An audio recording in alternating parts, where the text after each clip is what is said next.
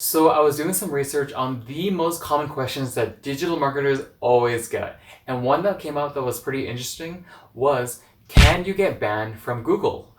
And if I was a new digital marketer and I was just getting into the tools like Google My Business, Google Tag Manager, Google Search, Google Display, all these toolkits that Google provides, and I knew that I was doing something wrong in the first few months, then you best believe that I want to know exactly what I'm doing wrong before I get banned and lose my privilege of using all these awesome tools. So in today's video, guys, I'm going to be sharing with you the 5 most common things that you might be doing to really impact and ruin your privilege from using Google tools in the future on the business side. So if you want to learn all these things and really avoid getting into trouble with Google in the future, then be sure to keep on watching. So the very first thing that you might be doing that is a really bad thing for Google is that you might be hiding text on your web pages. And you're probably wondering, why exactly would you do that? That is a lot of work, and it doesn't seem to make sense for anybody that's starting off, because you want to make sure that your pages communicate clearly. And the reason why people do this is because people really want their pages to search up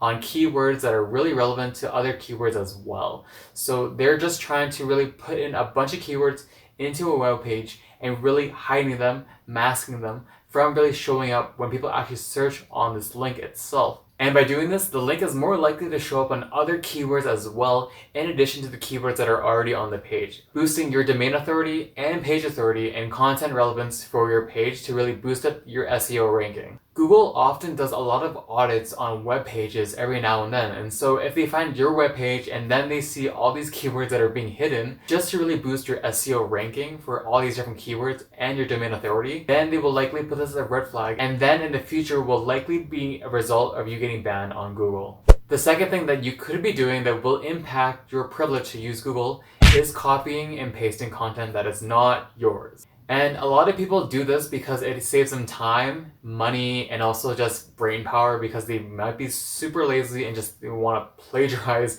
other people's content and put it on their own website, which is a big thing that you don't want to do, because this is a really easy flag for Google. So number 3 and number 4 kind of go hand in hand together, but number 3 is using keyword-rich pathways, and then number 4 is cloaking. Keyword-rich pathways are basically a really simple way of saying a web page that has a bunch of keywords that are really popular, and that then will drive traffic and really driving people to go to your website. And this is more associated with people that have more clickbait content and content that really drive people to a website. And so nowadays you often see people clicking onto these clickbait headlines, then going to a website and then realizing that they don't really like the content that's featured on the website, and then bouncing from there. And so what you don't want to do is that you don't want to have a bunch of keywords for the sake of just getting more traffic. You want to make sure that the keywords that you have in your web pages are to a pretty sufficient amount and not overloading, but also really relevant and consistent with the content that you're trying to communicate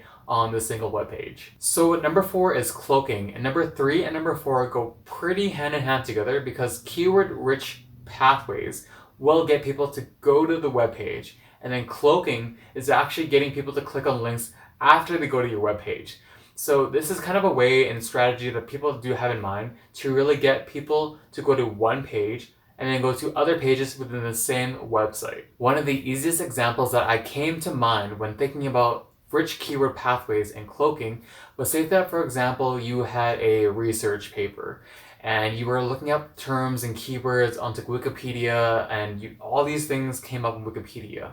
and you found all the things that you needed. But in addition to this, you found a bunch of other keywords that really weren't relevant to your search result. And then you saw that on the Wikipedia page that it was directing you to other research links that were really not relevant, or maybe some were relevant, but were really driving you to learn more and explore different pages within Wikipedia.